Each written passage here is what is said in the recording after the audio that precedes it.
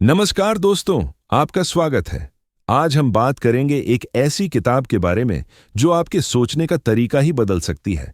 Sapiens, एक संक्षिप्त इतिहास, ह्यूमन काइंड।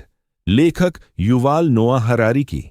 क्या आपने कभी सोचा है कि कभी अफ्रीका के किसी कोने में रहने वाला एक साधारण सा जानवर आज पूरी धरती का मालिक कैसे बन बैठा? इस ऑडियो बुक को सुनने के बाद आप दुनिया, अपना इतिहास और अपने अस्तित्व को पहले जैसा कभी नहीं देख पाएंगे। ये किताब आपके दिमाग के तार हिला देगी। हम इतने एडवांस्ड होकर भी इतने परेशान क्यों हैं? क्यों हमारे पास सब कुछ होते हुए भी एक खालीपन है? हम पैसे, धर्म और देश के नाम पर क्यों भागते और संघर्ष करते हैं? इस किताब में आपको इन क्यों के जवाब मिलेंगे। ये आपको समझाएगी कि आप जो सोचते हैं, महसूस करते हैं और करते हैं वो क्यों करते हैं, और आपको अपनी सोच, मान्यताओं और जिंदगी पर एक नया कंट्रोल देगी। सोचिए, आप टाइम मशीन में बैठकर 70,000 साल पीछे जा रहे हैं। उस वक्त धरती पर सिर्फ हम होमो सेपियंस ही नहीं थे।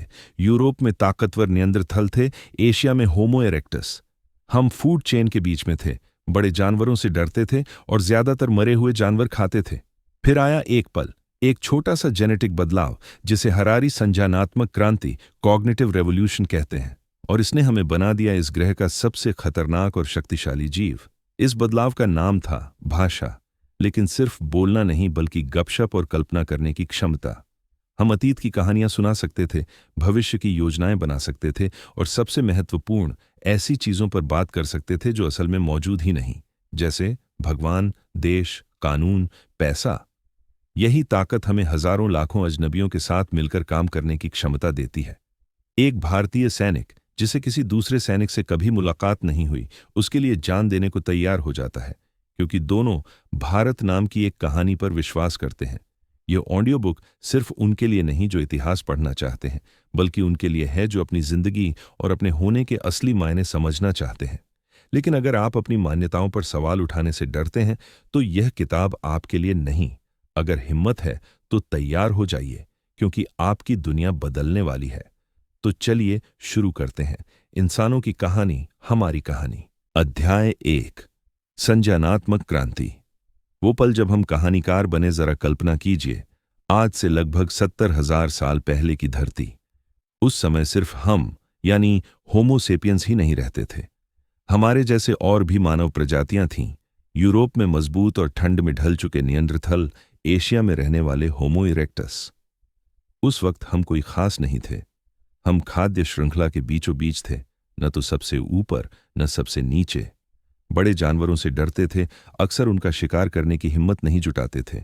ज्यादातर मरे हुए जानवरों का मांस खाते या छोटे मोटे शिकार करते थे। फिर अचानक कुछ हुआ जिसने सब कुछ बदल दिया। वैज्ञानिक मानते हैं कि हमारे दिमाग और डीएनए में एक बेहद छोटा सा बदलाव, एक एक्सीडेंटल म्यूटेशन, ने इतिहास की दिशा बदल दी। लेखक युवाल नोआ हरारी इसे संज्ञानात्मक क्रांति या कॉग्निटिव रेवोल्यूशन कहते हैं। यही वह पल था जिसने एक मामूली से जानवर को इस ग्रह का सबसे ताकतवर और खतरनाक जीव बना दिया। तो आखिर ये बदलाव था क्या? ये था भाषा का जन्म, लेकिन सिर्फ बोलने की नहीं, बल्कि कल्पना और कहानी कहने की भाषा। जानवरों के पास भी भाषा के अपने रूप होते हैं। बंदर आवाज देकर बताते हैं कि शेर आया है, मधुमक्खियां नाचकर बताती हैं कि फूल कहाँ हैं। लेकिन हमारी भाषा में एक खासियत थी, हम गपशप कर सकते थे, अतीत भविष्य की बातें कर सकते थे, और सबसे अहम, ऐसी चीजों पर बात कर सकते थे जो असल में अस्तित्व में नहीं है, सिर्फ हमारी कल्पना में है। हम कह सकते थे, कल सुबह हम सब मिलकर शेर का शिकार करेंगे, या मरने के बाद तुम्हें स्वर्ग मिलेगा। हम भूत, भगवान, देश, कानून, कंपनी और पैसा जैसी पूरी तरह काल्पनिक अवधारणाओं पर बात कर सकते थे। यह ताकत किसी और जीव के पास नहीं थी। यही काल्पनिक कहानियों पर साझा विश्वास करने की क्षमता ने हमें एकजुट किया। चिंपैंजी के झुंड में 50 से ज्यादा सदस्य होते ही अराजकता फैल जाती है, क्योंकि वे सिर्फ उन्हीं पर भरोसा करते हैं जिन्हें वे व्यक्तिगत रूप से जानते हैं। लेकिन हम लाखों करोड़ों अजनबियों के साथ मिलकर काम कर सकते हैं, सिर्फ इसलिए क्योंकि हम एक ही कहानी पर यकीन करते हैं। एक भारतीय सैनिक अपने देश के लिए जान दे देता है, अक्सर उस सैनिक के लिए जिसे उसने कभी देखा तक नहीं, क्योंकि दोनों भारत नाम की कहानी पर विश्वास करते हैं।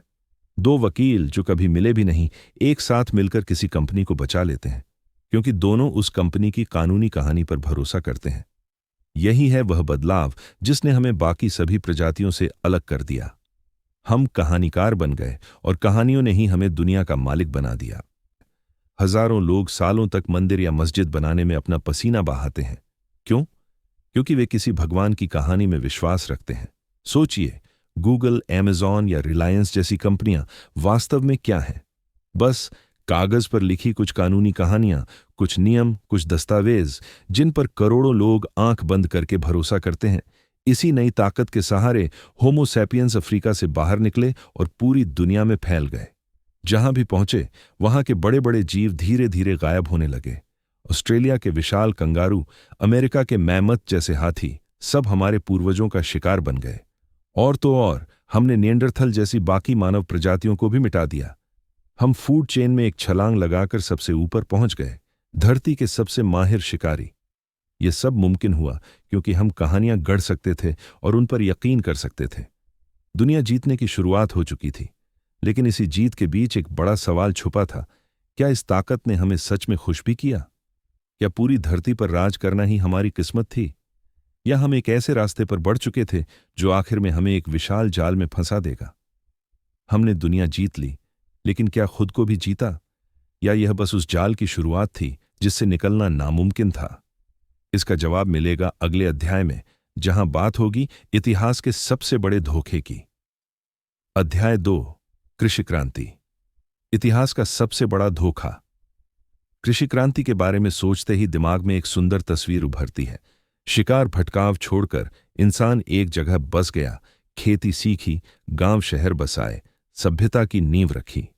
स्कूलों में भी हमें यही सिखाया जाता है कि खेती इंसान की सबसे बड़ी प्रगति थी।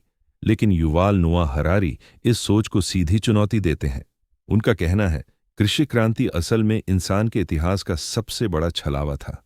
एक ऐसा जाल जिसमें होमो सेपियंस खुशी खुशी फंस गया और आज तक निकल नहीं पाया। लगभग 10,000 साल पहले तक हमारे पूर्वज शिकारी संग्राहक थे। वे जंगलों में घूमते, शिकार करते, फल और कंदमूल इकट्ठा करते। रिसर्च बताती है वे हमसे ज्यादा स्वस्थ, ज्यादा खुश और कम तनाव में थे। दिन में बस कुछ घंटे काम, बाकी समय खेल, मेलजोल और आराम। खान पान विविध, फल, सब्जियां, मांस, हर पोषक तत्व की भरपूर मौजूदगी। न भविष्य की चिंता, न चोरी का डर, न संपत्ति का बोझ। जीवन सरल और बेफिक्र। फिर कुछ लोगों ने गेहूं, चावल और मक्का उगाना शुरू किया। उन्हें लगा अब जिंदगी आसान होगी, खाने के लिए भटकना नहीं पड़ेगा, एक जगह ढेर सारा अनाज मिलेगा। लेकिन असल में हुआ उल्टा। इंसानों ने गेहूं को नहीं पालतू बनाया, गेहूं ने इंसानों को पालतू बना लिया। सोचिए, गेहूं को क्या चाहिए? जमीन साफ, खरपतवार हटाई हुई, पानी भरपूर, कीटों से सुरक्षा। और यह सब किसने किया? इंसान ने, सूरज निकलने से डूबने तक खेत में पसीना बहाकर। उसका पूरा जीवन अब उस पौधे की सेवा में बीतने लगा। आजादी गई, खानपान में विविधता खत्म, शरीर में पोषक तत्वों की कमी बढ़ी।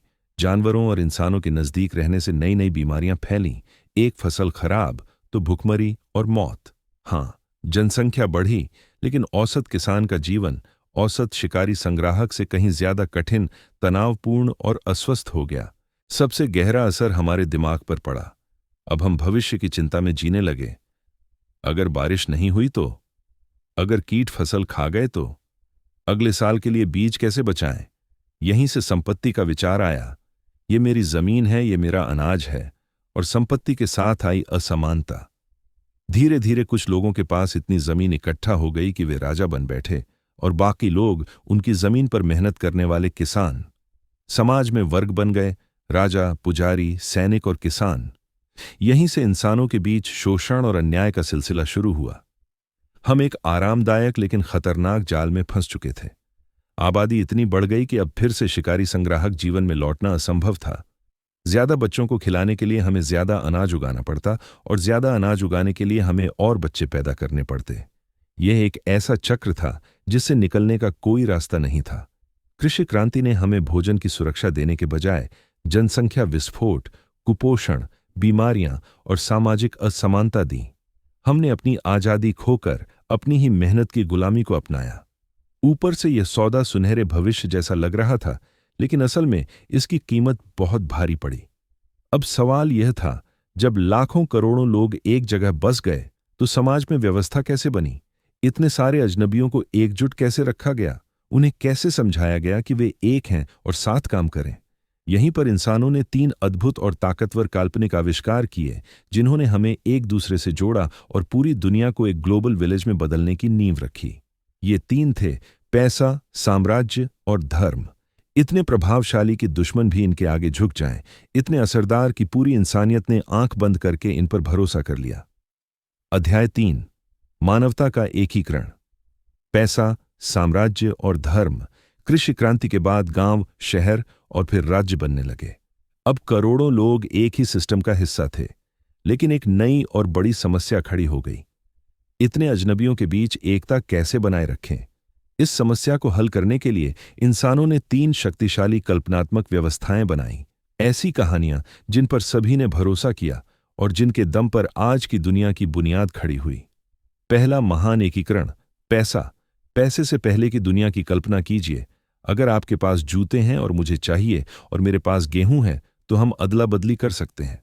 इसे कहते हैं वस्तु विनिमय या बार्टर सिस्टम। लेकिन इसमें दिक्कतें थीं। क्या पता आपको गेहूं की जरूरत ही ना हो, या मेरे पास उतने गेहूं ना हो जिनकी कीमत आपके जूतों के बराबर हो। इसी समस्या ने जन्म दिया पैसे को। लेकिन पैसा सिर्फ कागज का टुकड़ा या धातु का सिक्का नहीं, ये भरोसे की एक व्यवस्था है, एक साझा कहानी।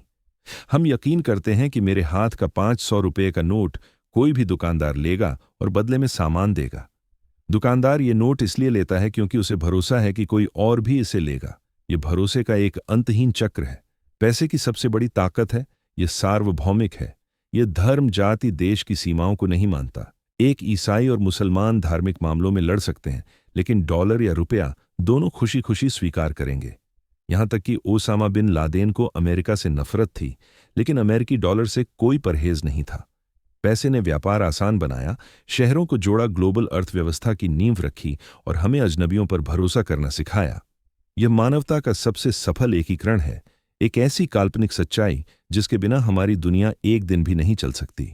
दूसरा महान एकीकरण: साम्राज्य। साम्राज्य का नाम सुनते ही दिमाग में क्रूर राजा, युद्ध और शोषण की तस्वीर आती है, और यह सच भी है, क्योंकि साम्राज्यों का निर्माण हिंसा और विजय से हुआ। लेकिन इनका दूसरा पहलू भी था। साम्राज्यों ने करोड़ों लोगों को एक ही राजनीतिक ढांचे के तहत ला दिया।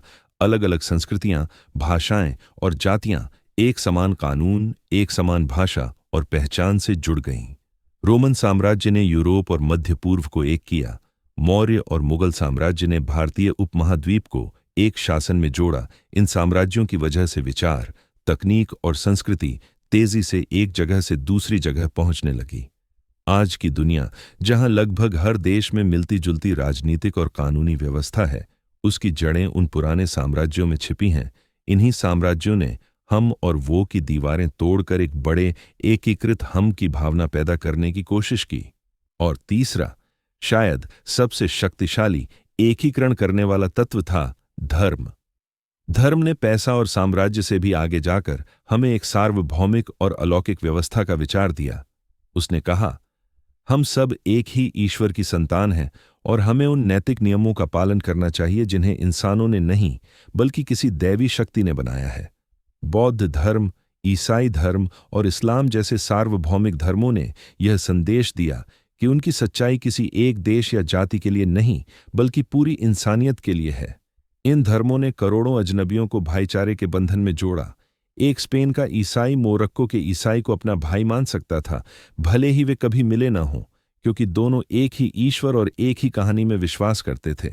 धर्म ने लोगों को एक साझा पहचान और जीवन का साझा मकसद दिया। इस तरह पैसा, साम्राज्य और धर्म, इन 3 विशाल कहानियों ने मिलकर बिखरी हुई इंसानियत को एक धागे में पिरो दिया। उन्होंने हमें एक ग्लोबल समाज में बदल दिया। लेकिन कहानी यहीं खत्म नहीं हुई। करीब 500 साल पहले एक और क्रांति आई, एक ऐसी क्रांति जिसने इन तीनों की शक्ति को कई गुना बढ़ा दिया और इंसान को प्रकृति के सबसे ताकतवर जीव से सीधे भगवान बनने की दिशा में धकेल दिया।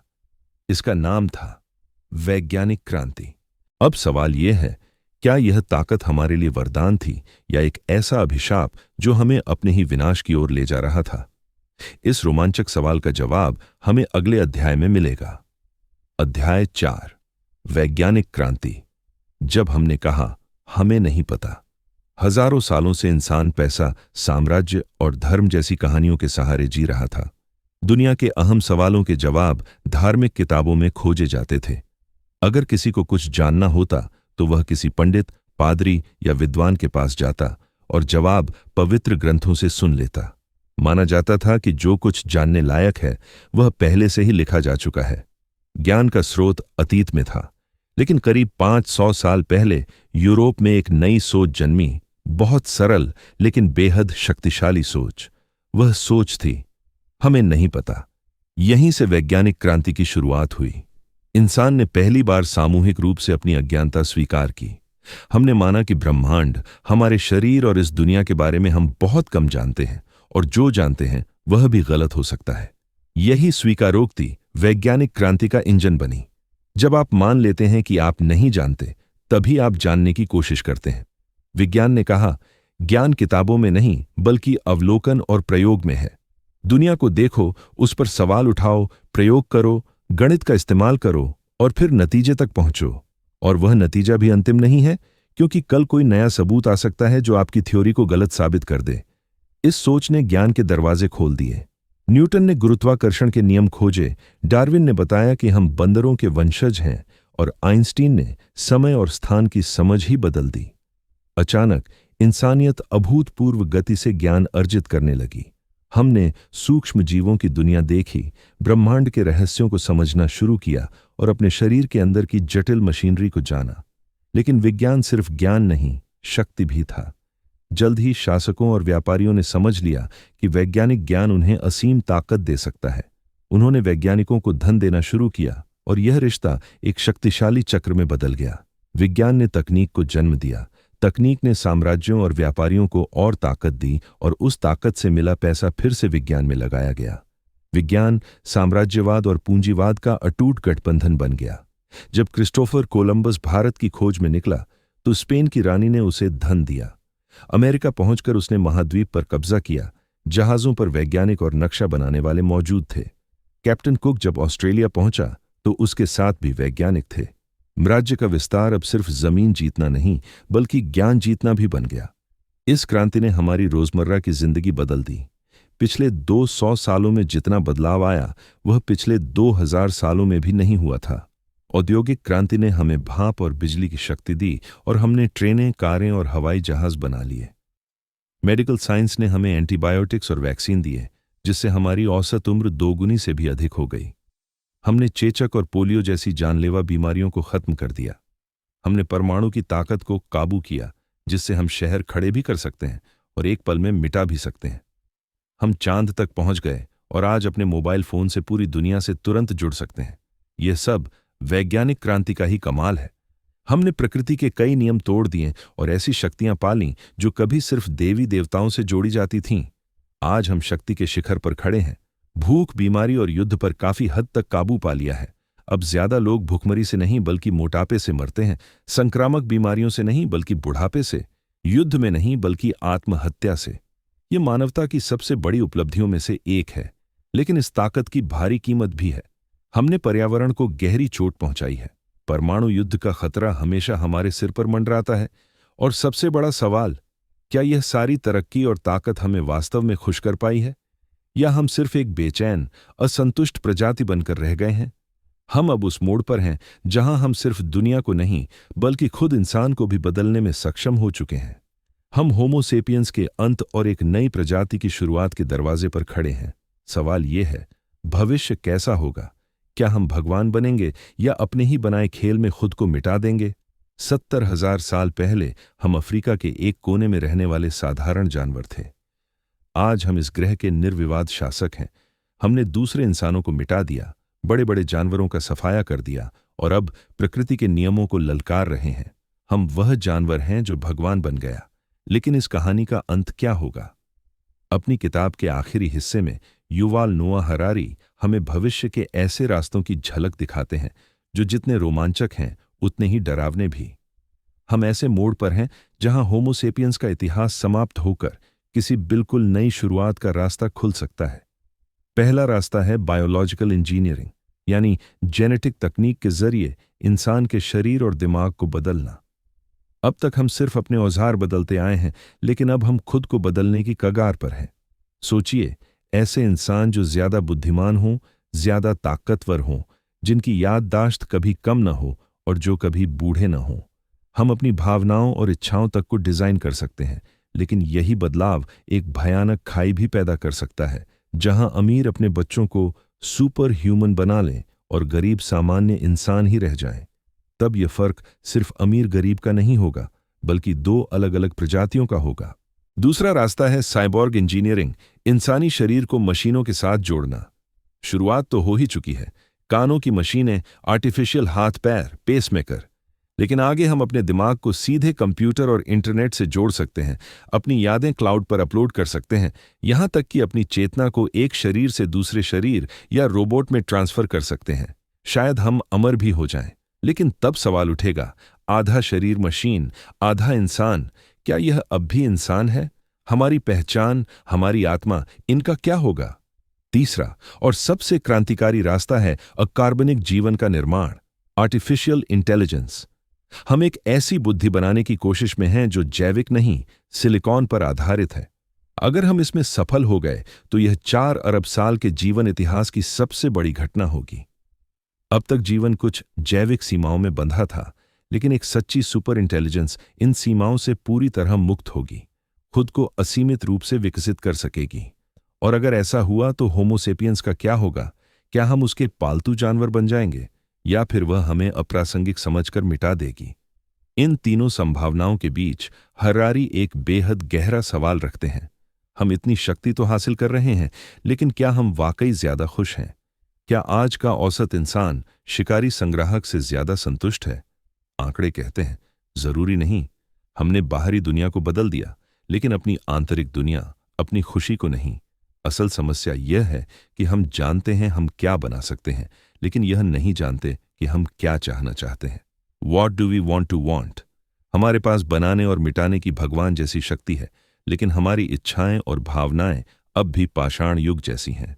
ये हमें एक गैर जिम्मेदार भगवान बना देती है, जो अपनी शक्ति का उपयोग किसके लिए करे यह तय नहीं कर पाता, और इससे खतरनाक कुछ नहीं हो सकता। हम इतिहास के सबसे निर्णायक चौराहे पर खड़े हैं। अगला कदम तय करेगा, क्या इंसानियत की यह कहानी एक शानदार भविष्य में जाएगी या अपने ही अंत की पटकथा लिखेगी? इस पूरे सफर में साथ रहने के लिए दिल से धन्यवाद। हमने जाना कि 70,000 साल पहले संज्ञानात्मक क्रांति ने हमें कहानियां गढ़ने की ताकत दी। फिर कृषि क्रांति ने हमें एक जगह बांधकर असमानता की जड़ें बोईं। हमने समझा कि पैसा, साम्राज्य और धर्म जैसी कल्पनाएं हमें जोड़ती भी हैं और नियंत्रित भी करती हैं। और फिर वैज्ञानिक क्रांति ने हमें अपनी अज्ञानता स्वीकार कर भगवान जैसी शक्तियों की ओर बढ़ने का रास्ता दिखाया। आज हम उस भविष्य के दरवाजे पर खड़े हैं, जहां हम अपनी प्रजाति को बदल भी सकते हैं और मिटा भी सकते हैं। इस ऑडियो बुक का सार यही है, हमारी दुनिया, हमारा समाज, हमारी अर्थव्यवस्था सब उन कहानियों पर टिकी है जिन पर हम मिलकर विश्वास करते हैं, और कहानियां बदली जा सकती हैं। अगर यह सफर आपको सोचने पर मजबूर कर गया है, अगर इसने आपके मन में एक भी नया सवाल जगाया है, तो इस प्रयास को सफल बनाइए। वीडियो को लाइक करें, कमेंट में बताएं कि आपको सबसे चौंकाने वाली बात कौन सी लगी, और चैनल को सब्सक्राइब करें ताकि हम मिलकर ज्ञान की इस यात्रा को आगे बढ़ा सकें। मिलते हैं अगली ऑडियो बुक में एक नई किताब और नए विचारों के साथ। धन्यवाद।